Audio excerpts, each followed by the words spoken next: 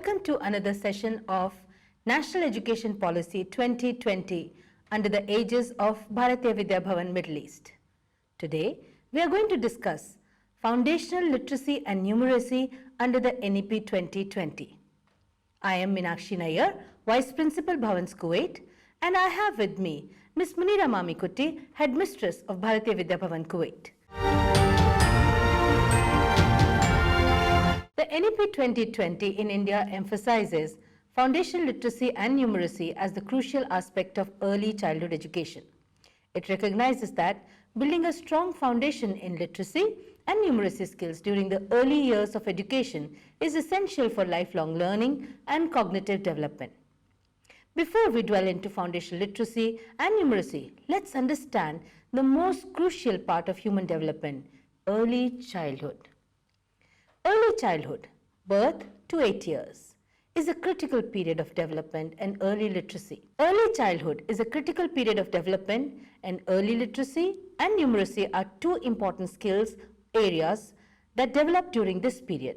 Literacy and numeracy development begins in the first 3 years of life and is closely linked with daily communications and actions through drawing of young children. Parents and home learning environment and interactions of young children with literacy materials as books, papers, crayons are the building blocks of building early literacy and numeracy skills. This understanding of early literacy development complements the current research supporting the critical role of early experiences in shaping the brain development.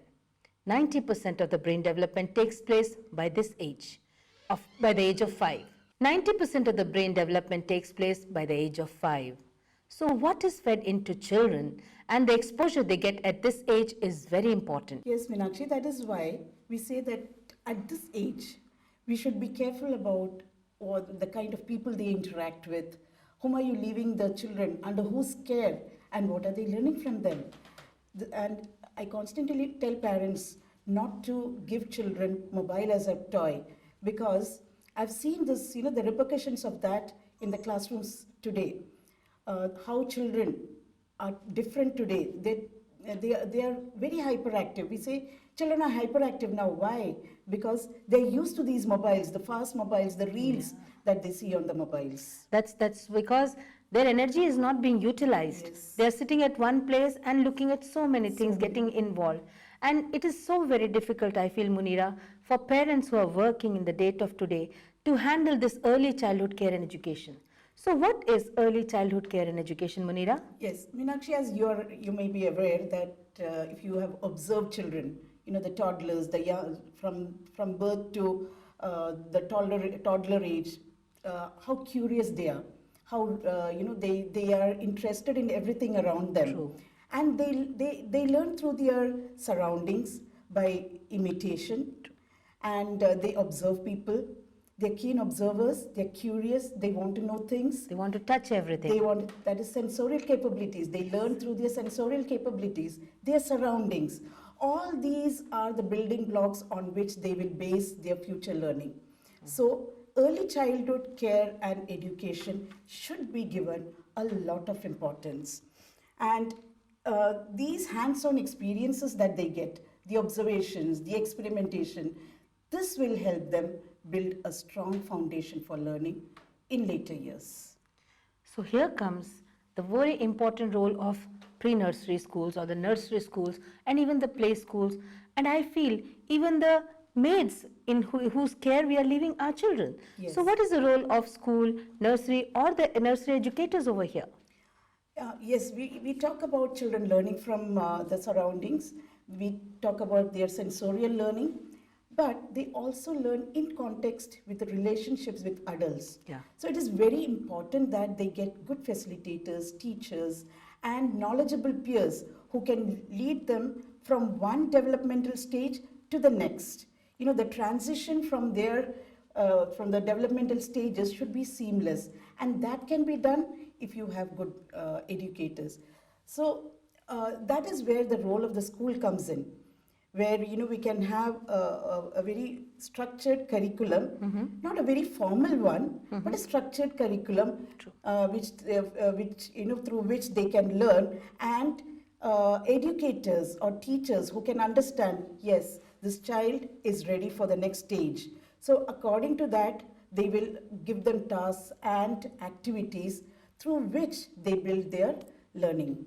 So it is very important to have trained educators, Yes. trained caretakers for the children in that age. And it's even more important today rather than our yesteryears, because we had our mothers at home. True. Now you don't have your mothers at home. The mothers are working. Yeah. So you need somebody knowledgeable, somebody who knows how to take care of the children and how to take care of their skills, develop their skills. I can really understand the role played by our grandparents and the role of the joint family in upbringing of these small children. Exactly. That is not there today. So we need formal school setup where the children can be taken care of and where development in literacy and numeracy can happen. So may I ask Munira, why should literacy and numeracy be initiated during the early period of learning? Is it important or they just can learn from their surroundings only? Now, when we talk about early literacy and numeracy, we are not just talking about concepts being learned. The foundation that you get in early literacy and numeracy are help the children develop in various other forms. Their cognitive development, their social development, all these are important, right? Later in life, if they have to converse with others, communicate with people, they need strong literacy skills, literary skills. At the same time, they need strong computational skills to get them along and to help them understand the other languages and the other sciences. So that is where early literacy and numeracy should be initiated in the early period.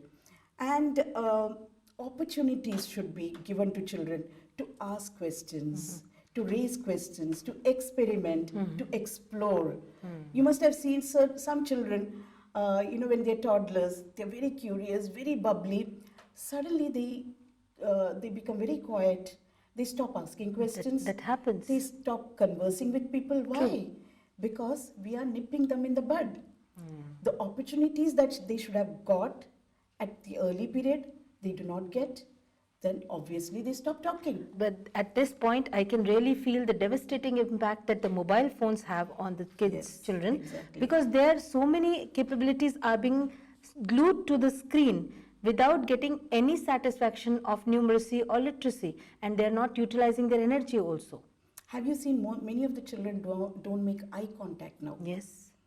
Because Especially in the smaller class, even in the middle and senior classes. In the kindergarten, yes, we do have, but as they grow, they stop looking, they look down, or they're always slouching. And it is more pronounced after the COVID period. Yes. The impact of COVID was terrible. And the children that come in now, to the parents themselves have disclosed to me that they were left in the care of the maids for hours on end with just the mobile. And maybe they were watching things that they shouldn't have been watching at that age. And we can clearly make out the difference between the children earlier and the children that we get now.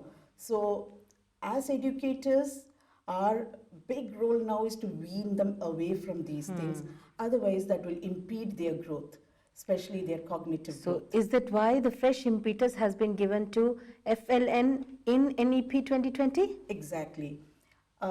Even our earlier policies, they did address early childhood care and education, early childhood care and education. For example, the Kothari Commission, 1964 to 68, then the NPE 1968 and NPE 1986. They all had given great importance to early childhood learning. Not so much into literacy and numeracy, but yes, ECCE was addressed. But then where they failed was they did not have a proper curriculum. Now there are two reasons why they failed. Though we had Anganwadis and Balawadis coming up across the country, training programs happening over there, but these children were just kept over there in these Anganwadis and Balawadis. They had they were taken care of, and midday meal was also provided. They were fed. They were fed well. They were taken care of. They had social interactions, but you can't say that they had any strong literacy and numeracy foundation there. Because structured curriculum was not There there. was no structured curriculum and no pedagogical framework for early period of So learning. what impact has it on our children of that particular yes. age? So the dropouts that you see, I'm not talking about urban areas. Urban children Have got access to are schooling, yes. privileged. They had Yeah. good schools. They had the Montessori system. They could go to a Montessori play school and all those things. But then the rural children, that is where the the major chunk of our population resides, right? But those children were really deprived of good foundation literacy and numeracy, and the result was dropouts. And what happened after the dropouts? What happened to these dropouts? This in turn led to so many vices in the society. Yes, of course. So all these drug addiction, all these things, you know. Yeah. Boys, Unable to get employment. Boys at a very young age, boys went into becoming auto rickshaw drivers. Girls became, either they were married off very early, or they became domestic help. Again, you know, all those kind of flesh trade, all these vices crept up in the society because children were not engaged well In the foundational, in the foundational stage. How important it is to take care of our children in the foundational stage is very evident from our discussion.